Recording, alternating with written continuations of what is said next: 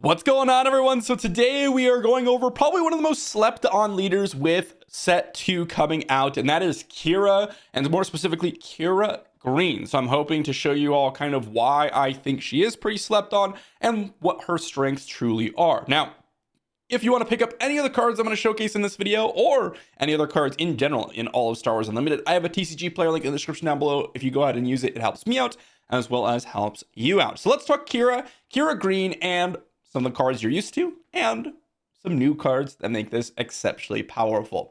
So Qira's action is to exhaust, pay 1, and deal 2 damage to a friendly unit, and you give it a shield token. Now, you might think, oh, well, don't we already have this sort of ability, like with Luke, where you just pay 1 and you don't have to deal 2 damage to something, and you get a shield token? Yes, you do.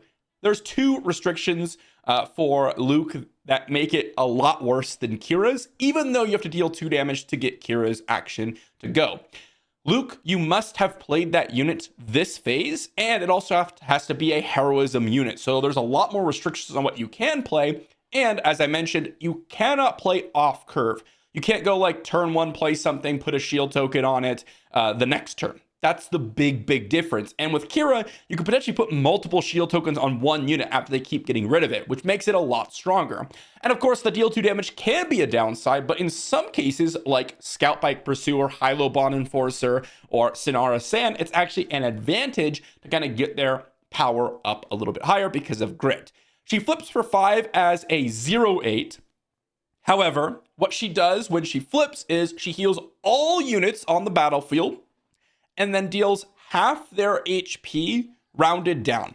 So you might think, well, this is a very interesting and weird ability. It's actually incredibly powerful. You don't use Qira as something that's going to try to get in damage. You use her as sort of a board control presence. You're able to kind of leverage the fact that you can put shields on certain units, heal them up, and then absorb that damage with the shields, and then kind of go ahead and make your units really profitable trades for your opponent's units, or against your opponent's units. You don't really see her as a high statted unit. It's really as an event. That's kind of how I view Qira. Qira is an event, and then when she comes down, she's probably going to trade with something random, but she's a 4/4. It's not really that exciting. So that's kind of how you have to think about Qira. And because she has such an impactful when deployed ability, it really does change kind of how you have to view her and how you have to play her. Because normally leaders, you're like, I kind of want to keep it around so I can get my effect. Either that's like doubling bounties or re-triggering my, Boba Fett restoring resources. Qira is more of an event. So with all that said, let's talk about some of the cards that we're running that you're used to, and then of course some of the new cards. So in terms of cards that you're used to, we have things like Inferno 4, Scout Bike Pursuer, Super Laser Tech, Consortium Star Viper, Childson, Gideon, Rook, Darth Vader, Traitorous, and Overwhelming Barrage. Those are the cards that we're pretty much used to. In terms of units, Scout Bike Pursuer, Inferno 4, they can both take 2 damage and put a shield token if that's relevant. For example, if they play like a Kylo Silencer, Inferno 4 can potentially take some damage, get a shield token, and then trade with that Silencer, or just kill the Silencer in trading for a shield. Scout Bike Pursuer can become essentially a 3/2 with a shield for 3 resources, which is pretty nice. Super Laser Tech is just kind of a value unit, as it oftentimes will kind of get in the last points of damage, especially with Qira's flip, which is really important. And then Super Laser Tech just kind of trades and then helps us get to the later plays. Star Viper, again, something similar, just a value unit that can take a shield. Childson can sometimes be like a 5/5 Sentinel that you put a shield token and it's really obnoxious.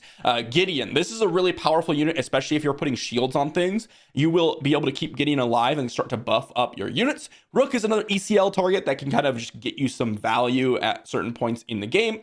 We also have, as I mentioned, the Overwhelming Barrages, the Darth Vaders, and Traitoresses. All these kind of do some board control. Overwhelming Barrage, obviously extreme board control. Traitorous, you could steal things like Super Laser Tech or any buffed up things. Darth Vader helps us ambush, control the board, and, well, hopefully we'll get one of these really powerful 3 or less drops. And then we also have 2 copies of Vigilance. This is mainly for the aggro matchup, but also, you can always choose defeat a unit, get a shield token, which is pretty relevant.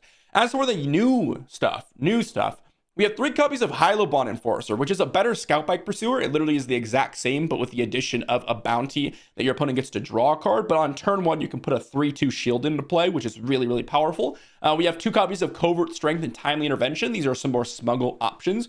Covert Strength's really nice because you get to heal 2 damage from a unit and give it a shield token. So what you can do is Play a unit, deal 2 damage to it, give it a shield token. And then you play Covert Strength, heal that 2 damage, and give an experience token to it. I apologize if I said a shield token. It's actually to heal 2 damage and give an experience token with Covert Strength. And then if they knock off the shield, you could always redo the shield on them by dealing 2 damage to them again. So Covert Strength, really nice from the resource pile. Timely Intervention can give things like First Light, Snoke, or some of our later plays, Ambush, or even something like a Gideon Husk. We have 2 copies of Val. This is really nice because the bounty to deal 3 damage to a unit can actually really be in your favor, especially with all the shield tokens running around. For example, you put a shield token on something, you attack with Val, she dies. Yes, you deal 3 damage to a unit, but it hits a shield token, and then you can put 2 experience tokens on something, which is really, really sweet. We also have 2 copies of Legal Authority. This is really cool because you are able to capture things with less power, but also it gets +0/+2 as an upgrade. So you can kind of redo the shield. Again, any toughness bonus, you can just reapply shields.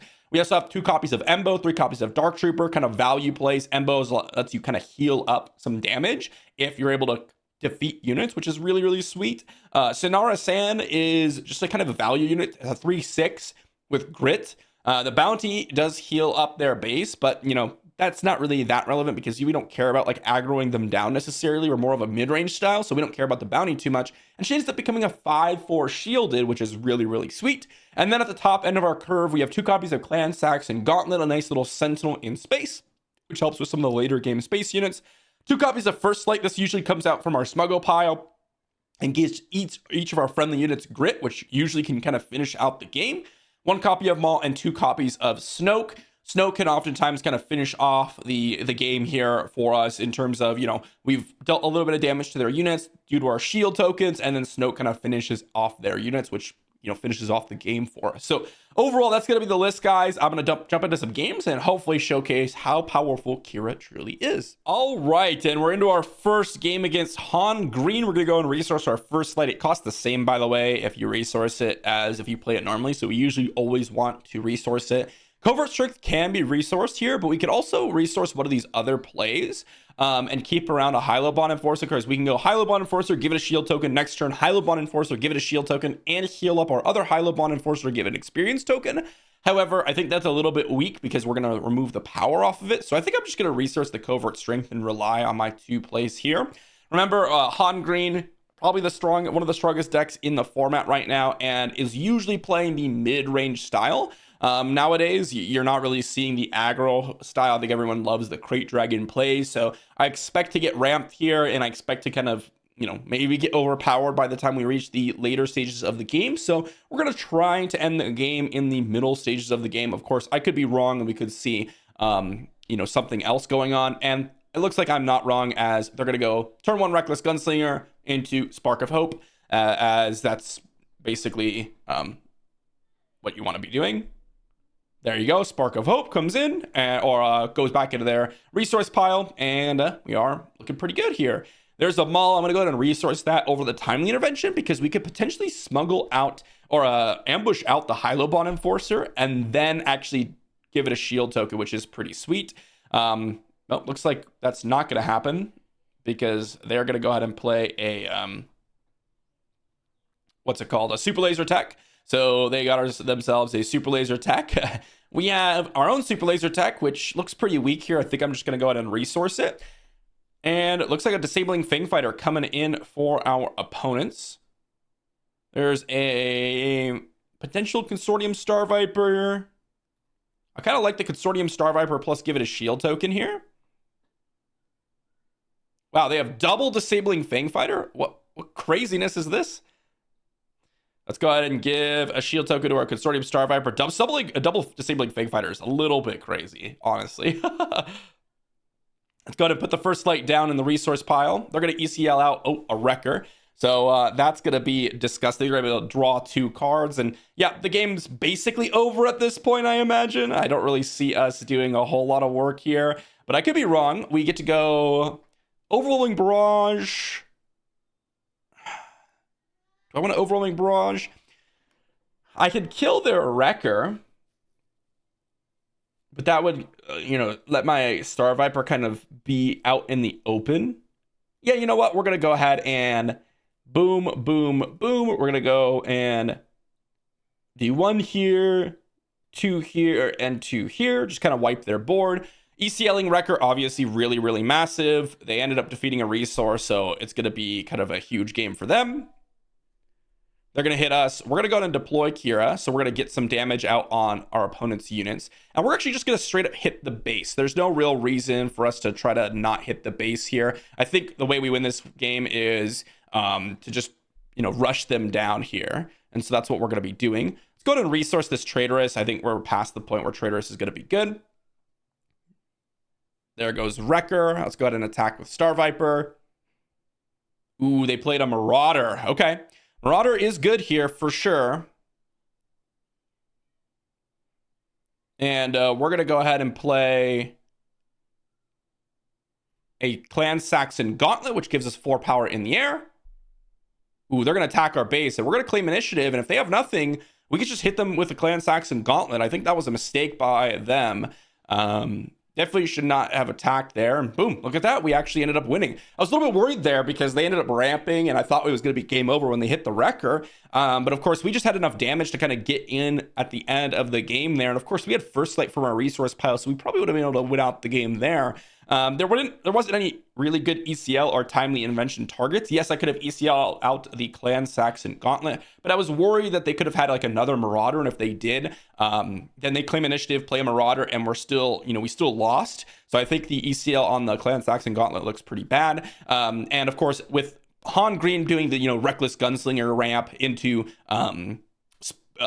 Super Laser Tech ramp, like they don't have any units to actually ECL out onto. And then the doubling Disabling Fang Fighter was a little crazy. That ended up working decently well for them in this matchup, but of course, well, we still got there, even though they were able to get through, our shield tokens. If they didn't have the doubling Disabling Fang Fighter, Wrecker there wouldn't have done anything. It would have just absorbed, our shields would have absorbed their hits. So that was definitely pretty nice from them. And well, that's going to be game one. Let's move on to game number 2, beating one of the best decks in the format, I would say, right now. All right, and on to game number 2, we got ourselves a game against what I would consider the old version of this style of deck. Granted, we are playing green, they're playing red-blue, and we're playing green-blue, but we both kind of have a similar action, relying on grit and things like that. But I think that we are a little bit more powerful simply because giving the shield token ends up being a lot more valuable from what I've found in these games.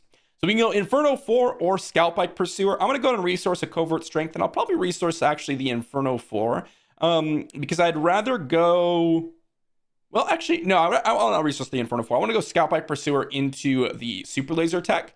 And just because if they do something like Scout Bike Pursuer on themselves, we get to go... deal 1 damage to our Scout Bike and then maybe get some value there. Where if they readied up their Scout Bike, it would have been pretty nice for us. But them not using their action kind of goes against their entire deck right now. So I'm perfectly okay with them doing what they just did. We get to go Super Laser Tech and start to get a little bit later on in the game. This is a matchup where you really do want to get to those little bit later resources because flipping an early Qira can be massive. So can, getting down an early... Oh, all right. Well, they conceded. That was game 2, guys. Wow. I guess they thought the Super Laser Tech was too much for them, and that was the end of the game. I felt like we were heavily advantaged anyways, but I suppose Super Laser Tech was the final nail in the coffin. Woohoo! All right, and it looks like this matchup is against Kylo Red, and they're not running my list because they don't have Tarkin Town, and to be honest, them not having Tarkin Town is absolutely massive for us, so I'm very happy to see that be the case. Here we have a very early hand here. I think I could just go in and resource the Scout Bike Pursuer and the Super Laser Tech and then just rely on potentially, trading off. I could also resource Val and a Scout Bike Pursuer. I'm changing my mind here. I'm going to go 1 Val, 1 Scout Bike Pursuer. And of course, we're going to go with the Hilo Bond Enforcer Shield token on turn 1, which is going to be very, very useful for us. They go Kylo Silencer, which of course is, a decently aggressive start for them. Rook, probably not something that I'm interested in. I'd rather play a Traitorous, I think. This turn we can go Val plus Shield token. We could also go Super Laser Tech, depending on what they play. See if they decide to discard a card of the Silencer to get in some extra damage. Of course, that would be exceptionally powerful if they do so, and get in a bunch more damage. We're going to play a Super Laser Tech because I would rather preserve my attack with the Hilo Bond Enforcer. Looks like they're going to play a TIE Fighter, so they're definitely going into the ground arena here, and they played a Viper Probe Droid here, which is honestly, again, not scary. Our Super Laser Tech is going to be able to kill that, so I am very, very happy with that situation here. Ooh, an Overwhelming Barrage is a fantastic draw. Let's go ahead and resource that Consortium Star Viper here. We're just going to go ahead and kill that Viper Probe Droid, and now we are set up massively for this game, as we could do Overwhelming Barrage, kill both your units, or we can Traitorous the TIE Fighter to kill their silencer, but then we don't set up for Hilo Bond Enforcer killing Kylo. I think we literally just kill off both of their units here. We go 1, 2, and now we have a 5/6 Hilo Bond Enforcer, and this is important because if they decide to deploy Kylo, then we get to kill it immediately. So this is a really, really nice turn for this to happen. We could even heal up the Hilo Bond Enforcer. Oh yeah, we're just gonna kill the Kylo, and then we're gonna go ahead and flip Qira. Yeah, flip Qira, and then we're gonna kill the Saw Gerrera. And then we're going to pass. And now we have a really, really hefty Hilo Bond Enforcer in this spot. So really, really liking our spot here. Let's just go ahead and play out a Star Viper, which is going to be able to straight up kill that TIE Fighter. Let's go ahead and play another Hilo Bond Enforcer. Yeah, let's go ahead and actually just ECL out the Hilo Bond Enforcer. This is going to give us some nice value going here. We're going to claim initiative after they play a Bo-Katan. And ooh, the client is actually amazing in this specific game. So I think what we do here is we just start off by trading Bo-Katan for the Hilo Bond Enforcer so they could draw a couple of additional cards. I would like to get down the client this turn. Let's go ahead and heal 2. The client looks awesome. They play a bunch of different things, and we get down a bunch of different units ourselves. And, whoops, I meant to attack the Hilo Bond Enforcer. That was a mistake, for sure. Let's pass. We don't need to resource anything in this spot. Fallen Lightsaber. Huh. Let's just traitorous that. Yeah, this game is, like, really over. Let's just put a bounty on the Death Star Stormtrooper. Let's go ahead and kill it. Heal 5. Daring Raid. I mean, what? Like, they are so doomed at this point, right? Like, let's just go ahead and kill their Death Star Stormtrooper, I suppose. Let's go ahead and put a shield token on our Synara Sam. That's 8 power. Attack. And I mean, what are they going to do? That was like a disgusting game. The client there, that's where it really comes in handy. Like, they had not a terrible curve. I mean, it wasn't that great, especially when they had, like, I played a Viper Probe Droid and into our Super Laser Tech. That was really nice for us. But I mean, they played a Fallen Lightsaber on their Guavian Antagonizer. And I think if we didn't have Traitorous, we still would have been pretty much okay. Because we had a bunch of shields on our units and we could have just kind of brute forced it. And then we would have just relied on potentially client, bountying and healing up a ton. I mean, this is a heal 5 every single round if they have a unit, which is kind of crazy. I mean, we even had Covert Strength, which we could have just, used it to heal up like the Guav and Antagonizer. We had a Child Sin, which we could have played as a Sentinel and give it a shield token. I mean, you saw there, we kind of just annihilated them. Like, it wasn't even particularly close. That Overwhelming Barrage was good, and it did help us kind of secure the win, but I think we could have won even without that in this game. So, pretty nice one against Kylo Ren. Again, the no Tarkin Town, that made that game entirely different because if they had Tarkin Town, they could have potentially actually finished off some of my units without once they got rid of the shield token, which is pretty relevant. So something to keep in mind. Also, it's not like the HP mattered. Like, they conceded before they were actually dead, right? Because they knew that they were going to lose this game, but it's not because of the HP on the base. It's because they were just too far behind on board, which is why I like Tarkin Town. Anyways, next game. On to the next game against a Ray Blue. So double blue Ray looks to be pretty scary, I think, for us. I'm going to be honest. Vigilance could be a scary card. If they're a control deck, it could be pretty bad for us. I'm going to keep Traitorous because Ray can upgrade a lot of their units. I'm going to go ahead and resource a Rook here and probably the Maul, actually, because we have a nice turn 1 play into a turn 2 play in the Super Laser tech. And then we get to go ahead and play a phase 3 Dark Trooper afterwards. Let's go ahead and just shield up the High-Low Bond Enforcer. And then let's pass. There's a Val, which we could play, but I'd rather, I think, keep the Overwhelming Barrage, the Traitorous, and play out one of these guys. Plus, phase 3 Dark Trooper could be played this turn if we want it to, but I think I'd rather get down the Super Laser Tech. It's a lot more exciting here. Let's get down the Super Laser Tech. They're going to attack our base for 3. They're going to kind of see what they're drawing or mess around with what they're drawing. We're going to attack their base for 3. And they play a Queel. Okay. Not too bad. Not too bad. Let's go ahead and probably resource an Inferno 4. Not exactly that exciting. I think in this spot, I will just go ahead and hit their R2 to get my resource. And then we could set up for potentially an Overwhelming Barrage or a Traitorous here. This also stalls for an action, so we get to go ahead and play like a phase 3 Dark Trooper if that matters, and it looks like it will. So now they have to put an experience token on Queel in order for it to actually be able to hit the Dark Trooper and kill it, but we get to go shield token on my Dark Trooper.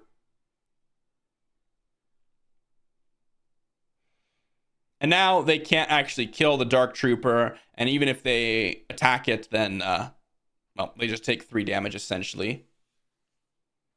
Okay, they drew a card. Nice. Okay. Let's see here. What do we want to do? Do I want to deploy Qira? If we deploy Qira, what happens? We deal a couple damage. We can actually get rid of both of these guys. Actually, not quite, because the High-Low Bond Enforcer won't actually have enough power. So we have to kill one of them.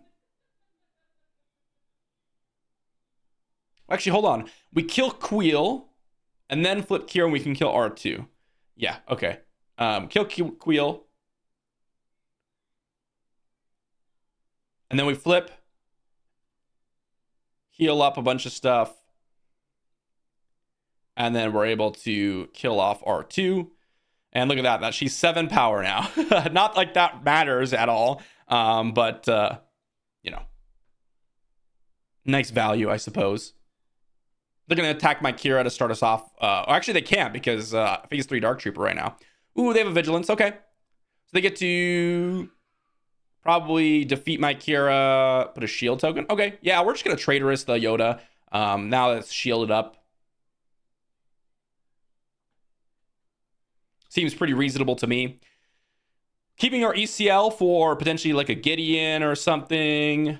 Let's just get it in for all of our damage. Play a High-Low Bond Enforcer. Okay, that was a really nice draw. We don't have any First Lights in our resource pile right now, but we can go ahead and probably resource the Sonara Sand. And then obviously we have not an Obi-Wan, a Darth Vader coming in. Let's just go ahead and what can I do here? I can Overwhelming Barrage, but that's not actually that great for us. I think I just hit their Obi for 2. And if they don't want to deploy Rey, they're going to get 2 experience tokens over on Rey. Yeah, I think I just get down Darth Vader, and Rey's gonna have to hit the phase 3 Dark Trooper here, which ends up being pretty nice for us. And then we get to claim initiative, which allows us to potentially Overwhelming Barrage the Rey. We could also not quite. I was like, we could also time the intervention out of Sonara Sam, but that's not quite available to us. Here, let's just go ahead and put this on our Vader and then just deal 7 to Rey so we can knock her out. And I mean, we are very, very ahead on board, but they have options to kind of get some cards flowing for them. So that is something that we have to consider. Let's just go ahead and attack with the Hilo Bond Enforcer. They're probably going to... oh, they actually have a play. Nice, okay. So let's go ahead and hit their base. And then we can go ahead and deal damage. We get to hit the R2, kill the R2, ready up a resource, and then we get to go Consortium Star Viper afterwards. And that was pretty nice, definitely. Here, we don't have to resource anything, and we can also ECL at a Gideon, which is very nice. So we're just not resourcing anything. System Patrol Craft. All right, let's just attack with the Hilo Bond Enforcers so far. Another Vigilance. All right, they have had 2 Vigilances so far. Probably defeat, well, looks like they defeated a Hilo Bond Enforcer, which is kind of weak, to be honest. So we can go Overwhelming Barrage and Sinara Sand. Yeah, I like that. Let's go Overwhelming Barrage. Hit their System Patrol Craft for 5. This allows us to get in some additional damage here. We drew Vigilance and a First Light. First Light actually looks really nice here because this is going to pump up our Yoda. So I like that. We can also resource the First Light and then smuggle it out to deal 4 to our Sinara Sand. I like that even more, actually. Let's start off with a just putting 2 damage on the Consortium Star Viper.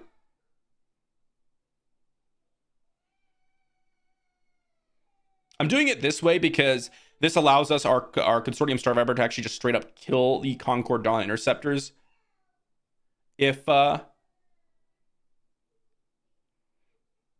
just let us, you know, smuggle out the First Light.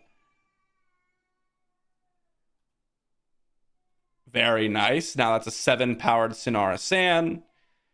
And now we get to go kill, hit, and look at that. First Light kind of ending the game here.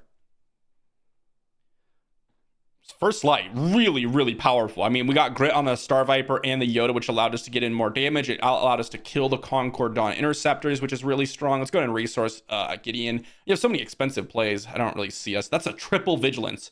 Wow, they played all 3 Vigilances. That's pretty lucky from them, but of course, I don't think it's actually going to matter at the end of the day. Let's go ahead and just hit in. Let's actually start with a shield token on the First Light, just so we can defend it a little bit. Let's go hit in for 3. Hit in for 4. And we win the game. Okay, I mean, they were very controlling. They were playing things like Rivals Fall, Vigilance. I mean, they had a triple Vigilance draw, which is very strong. The Traitorous on the Yoda was exceptional. I'm very happy I ended up going with that play. And we just kind of just outvalued them over the long run, right? We had like multiple plays. We just kept getting bigger and bigger units. We had the shield tokens, which was really obnoxious for them to deal with. And I mean, First Light ended up being really good. We could have timely intervention like a Child Sin or a Gideon. We didn't even ECL anything because there was nothing to ECL against by the time they played. Like Bendu, when it came down, we didn't want to ECL Gideon into it because we were trying to First Light. And when they had an R2, we wanted to do another play. We could have like ECL'd out, I suppose, First Light if we kept it in our hands, but that wouldn't have even killed the Concord, or wouldn't have even... Actually, it would have, but we wouldn't have gotten the 4 damage on Sinara Sam, which would have allowed us to kill the Bendu. So I think I'd prefer to actually smuggle it there.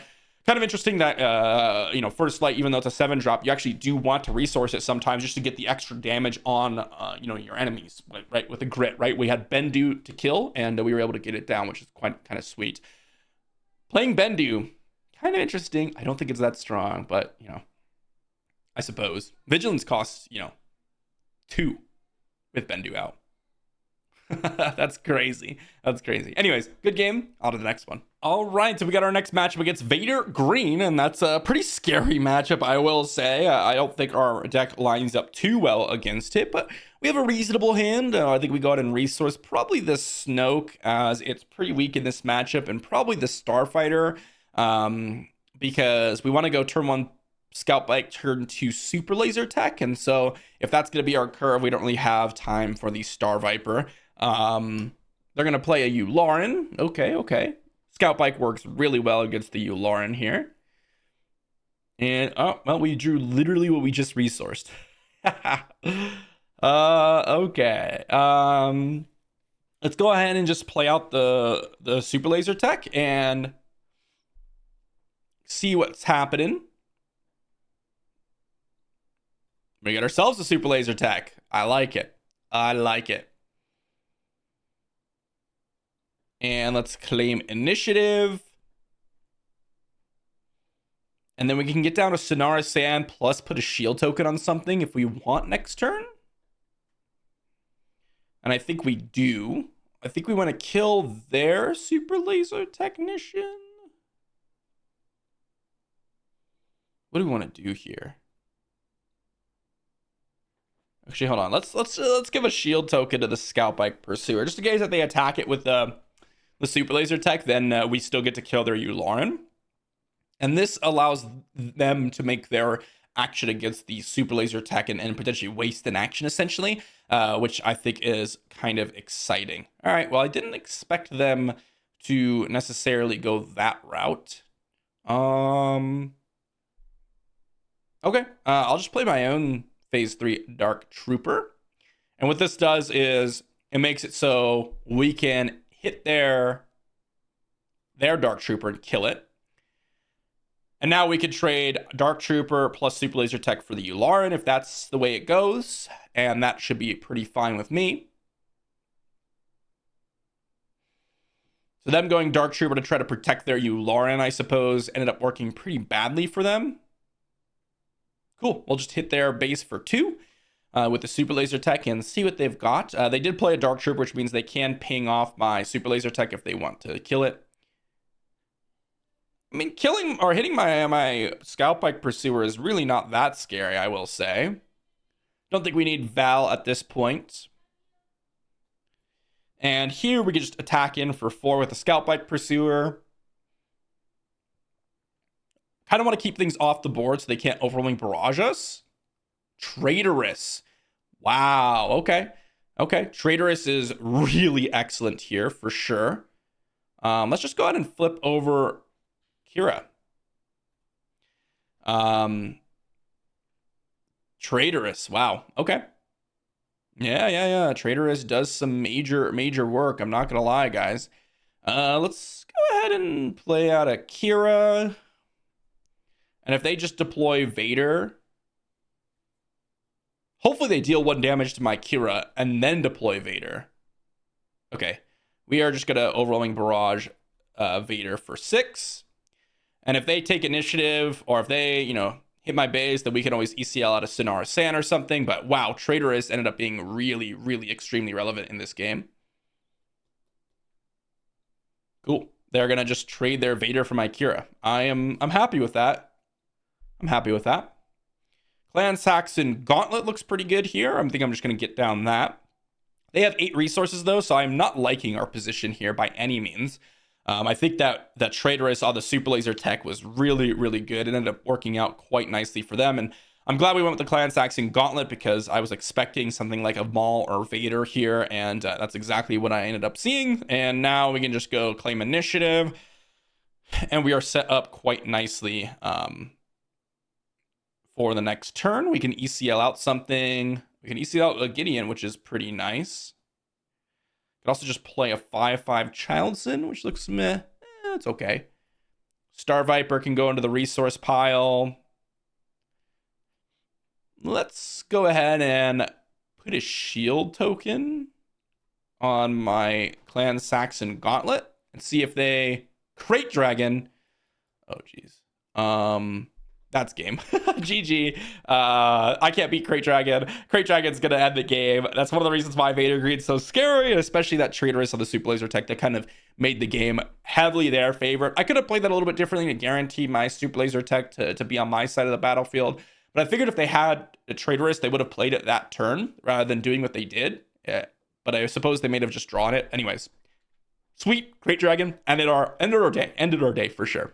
On to the next one. All right, and our next matchup is going to be Double Blue Krennic My guess is that this is a control matchup, which means that something like Hylobon Enforcers or Legal Authorities are going to be pretty bad. So I'm actually going to mulligan this, even though we have a reasonable hand. This is a hand that I very much like. We get to go ahead and keep our card advantage by resourcing double First Light and starting this off with an Inferno 4 into a Super Laser Tech. If this was like not double blue, if it was like Krennic green, I'd consider it a little bit different because, you know, double blue really incentivize, you know, playing 4-costed Vigilances and that type of situation. So I'm expecting this is a control matchup.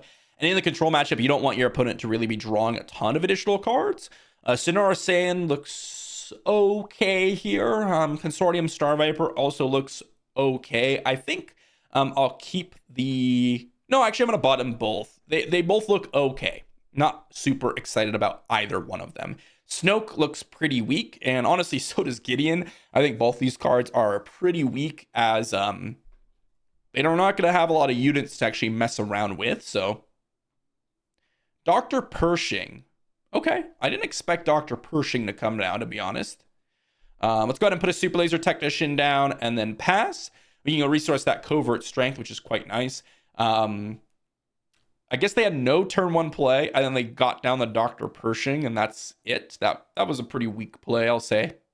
I hope they start off by dealing a damage to their Dr. Pershing, so that we can get our resource and then put out a Gideon and then get an experience token over on the Inferno 4. Okay. Are they going to reveal 4 blue cards here with the Lieutenant Childson? So they have Takedown, Entrenched, Power of the Dark Side. So yeah, they're controlling. No doubt about it. They are definitely controlling here for sure. Let's go ahead and hit their Childson here. They're going to deal a damage to kind of get some value rolling. And our hand isn't the greatest against what they got going on. They're going to be able to remove unit, remove a unit, and we're going to be kind of sad for sure. Let's go ahead and just get a shield token. Legal Authority looks pretty weak here. But so does the rest of my hand, to be honest. We're going to attack for 7. All right, we're going to attack for 3. They're going to Dr. Pershing. Okay, we're going to attack for 2. See what they've got.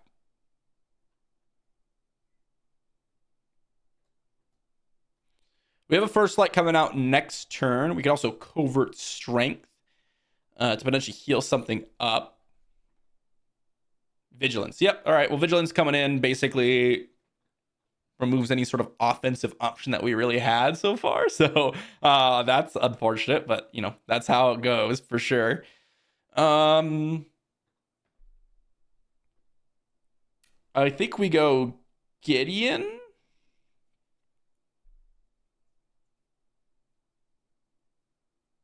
And they have Takedown plus Power of the Dark Side, which means I don't want to give a shield token to my Gideon because I want to actually... Well, actually, hold on. We want to give a shield token to Gideon so that it'll heal up from Qira and then deal damage. So that it'll actually end up at 5/5. And then we can kill their Childson with Qira, which then gives an experience token, which means that we can then go ahead and survive a takedown.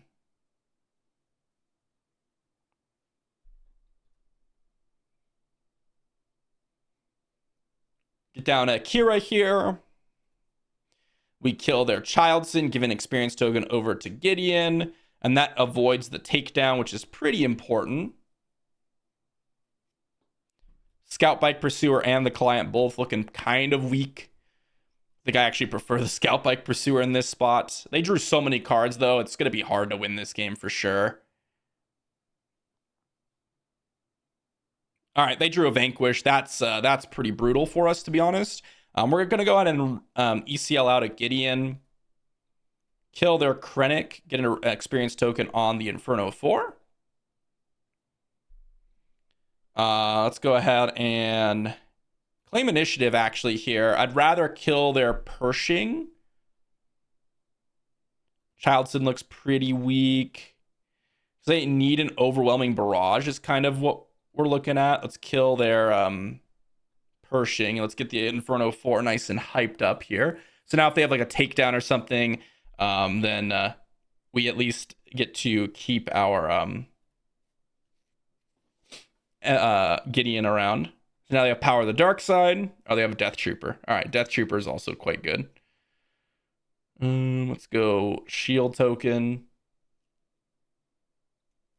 Embo pass. We have First Lights, remember, in our resource pile, so that's something that we do have to consider. Let's go ahead and resource the Val at this point.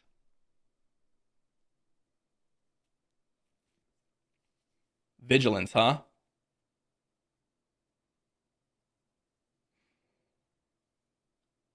I think we just get down a Vader. Pass. Let's go ahead and get Phase 3 Dark Trooper. No, I think I prefer the Inferno 4, kind of set up our next couple of draws. Wait.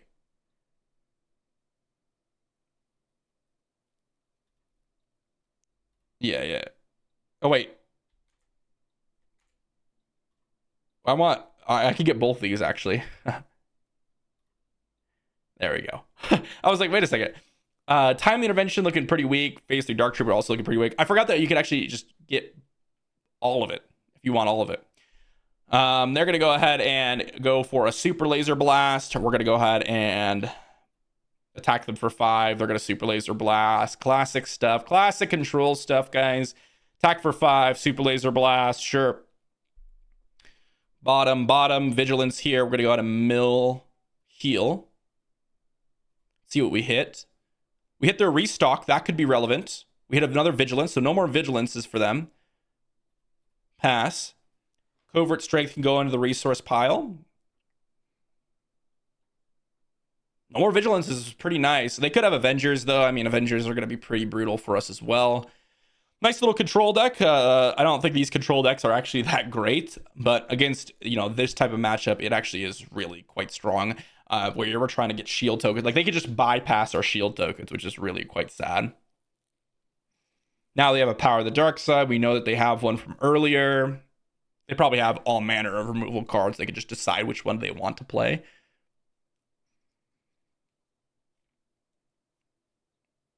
Power of the Dark Side. Claim Initiative.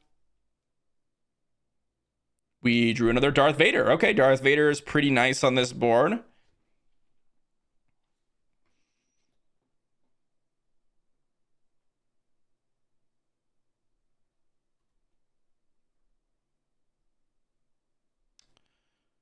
We have lost our 2 Vigilances, so that's quite unfortunate. Let's go ahead and get a Super Laser Tech, actually. Kill their Dr. Pershing. They're going to probably kill my Vader. Okay, with Snoke. Nice. I like that. Let's play a Clan Saxon Gauntlet.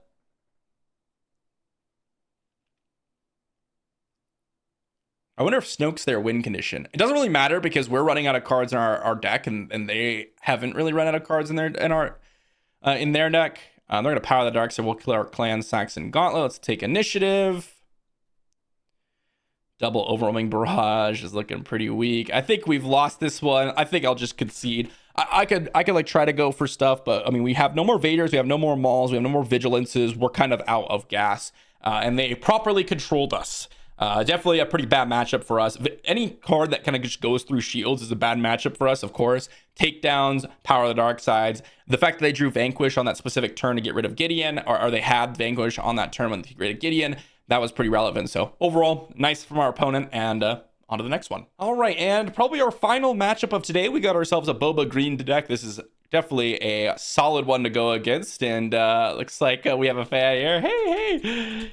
That's really awesome to see. And this hand looks reasonable. Nothing too crazy. We do got a couple green cards in our hand. So Childson is pretty weak in this spot. And we have a bunch of 3-drops. So I want to resource one of them. And I think the one I want to go with is the Phase 3 Dark Trooper, because I probably want to go Super Laser Technician on turn 2. And that means that we're going to be playing Gideon on turn 3. And that's going to set us up for kind of a nice little curve here. Boba Green's pretty strong, so this is definitely a hard matchup, I would say. just, well, not necessarily because Boba green, but just it's a good deck. So this is definitely a strong one. I tried to record one before this and it was against a Boba yellow, but I was like 15 minutes into the recording and we were on like turn 4 because they were just taking forever. So, well, don't really want to go through that. They play a Greedo into our Scout Bike Pursuer, and honestly, that is pretty nice to see. I'm just gonna straight up attack the Greedo here, and you know, we might trade, we might not. I'm not quite sure, but one thing's for sure is we're gonna not take damage. And against Boba Green, I think that we should be in like a nice little mid-range matchup. We have a nice setup for this. Are they going to use their ECL? Okay, that's really quite good news for us, actually. Them using their ECL so early is very, very nice. We don't have to worry about a lot of different things being ECL'd out later, such as like Steadfast Battalion or that type of stuff. Here, I would love to be able to attack with the Super Laser Technician to get the 5 resources so that I can go ahead and ECL out of Gideon. But yeah, ECLing out the Super Laser Tech to essentially trade with my Scout Bike Pursuer, not that scary by any means. They play a Lurking TIE Phantom. We can go ahead and ECL out something to kill that if we want to. I suppose that's not that bad of a choice now, is it? I'm just gonna play out the Star Viper actually in this spot. We're gonna be able to put a shield token on the Star Viper.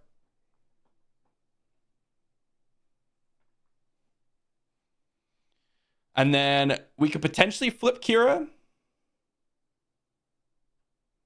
and then kill their Boba Fett. They're going to want to attack my Super Laser Tech so they can ready some resources, I imagine. And I would like to get Boba Fett off the battlefield for sure. The only thing with this is if I go with a Qira flip, then... Okay, they have 4 resources. Let's pass here. If they do nothing... Okay, they play a Boba Fett. All right, now we're going to go ahead and get down Qira.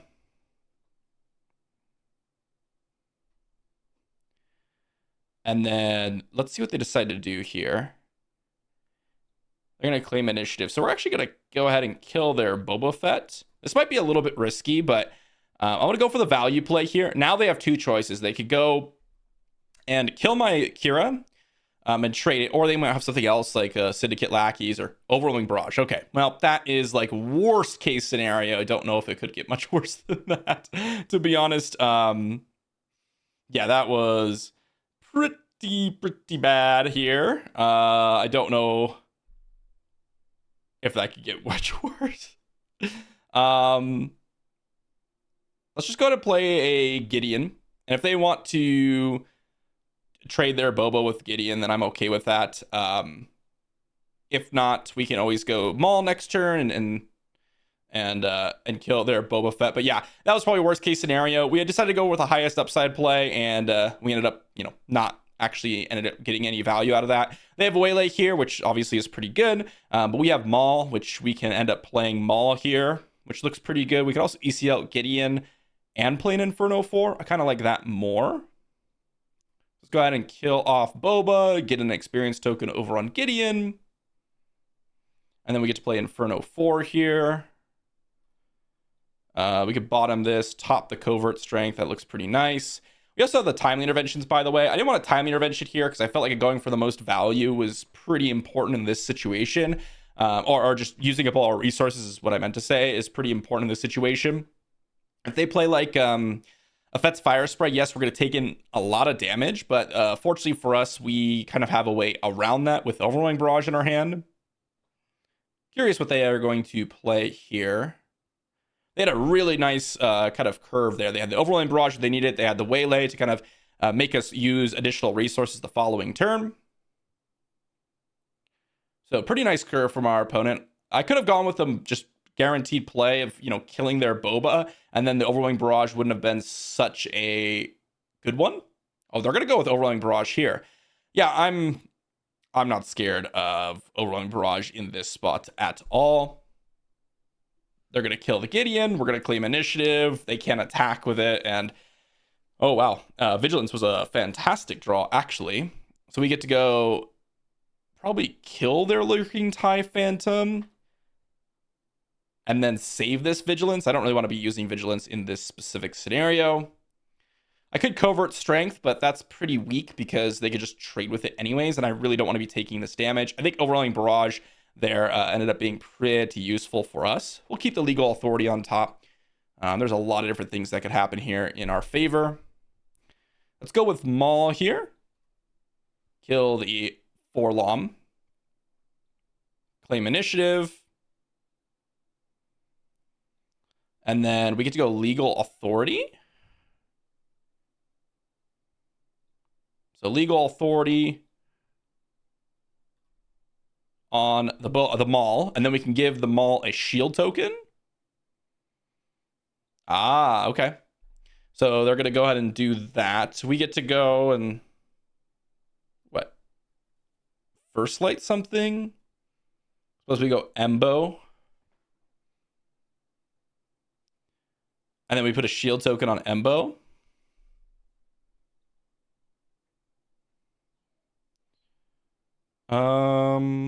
Yeah, let's go ahead and put a shield token on Embo. They're going to claim initiative. We're going to pass. We have another Legal Authority. We have another Embo.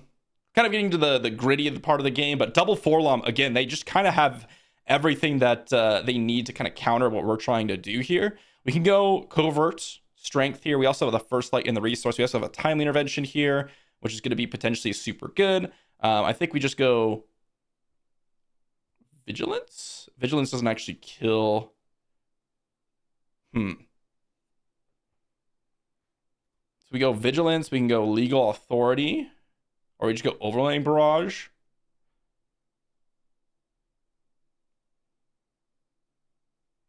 I like Overlaying Barrage here because I can Legal Authority something with 5 or power or less, which means Fett's Fire Spray actually gets captured by this.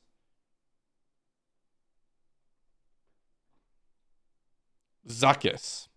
That's unfortunate. Now let's go ahead and go Covert Strength. Heal this guy up. We can hit their Zuckuss for 6. And capture the Boba. So we go kill Zuckuss, heal, Legal Authority, steal, and then we pass. And now we just have a bunch of kind of good, decent plays here. They have them all. All right. I mean, they've had basically everything they need here. We can go ECL out of Val, essentially. I think we go Vigilance, Defeat, Heal.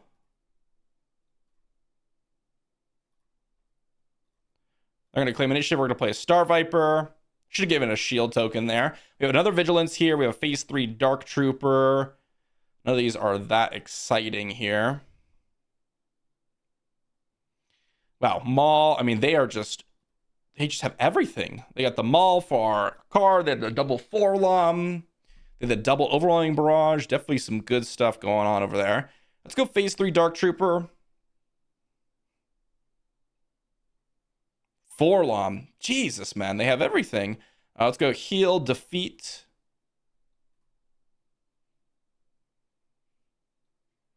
Let's claim initiative. Yeah, they have the third Forlom and the Zuckuss here. Whew. This is getting a little crazy, no doubt. Let's go ahead and... so they can hit us for 6, 9. So we go Val.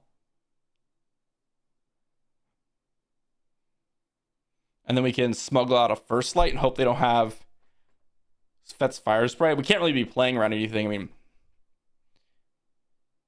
they've drawn triple Forlom, double Zuckuss, double Overwhelming Barrage. We have to be scared of probably another Maul, probably another Overwhelming Barrage.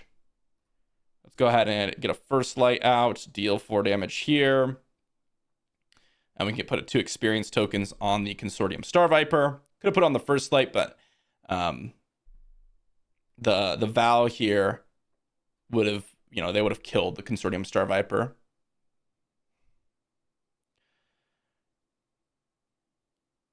So they end up dealing 3 damage to the Star Viper. If they attack with Boba Fett, then of course we have to take initiative. Otherwise, Zuckuss just kills us. Now we have an Overwhelming Barrage, which is kind of crazy. Wow. They have the Mach Clunky as well. Jeez. Okay. Yeah. That definitely works for them. Let's go ahead and deal 2 damage to the first flight. And let's claim initiative. How did the Darth Vader get there? Oh, and they have the Waylay? No, man. No, that's crazy. Let's go ahead and resource probably a first flight here. And then we can ECL out a Supreme Leader Snoke. And then we go ahead and kill the Zuckuss. I say ECL, but I meant like... oh, the Darth Vader got in there from first flight smuggling. But we timely interventioned is what we actually did. Let's go ahead and claim initiative here. 7th Fleet Defender is pretty nice for us because it just dies. Lurking TIE Phantom is nice for us as well. And now they play Mach Clunky. All right, well, that was a very poor play from our opponent's part. I think they could have played it any better than that. They could have just Mach Clunky'd and then played their cards, but okay. That was quite bad.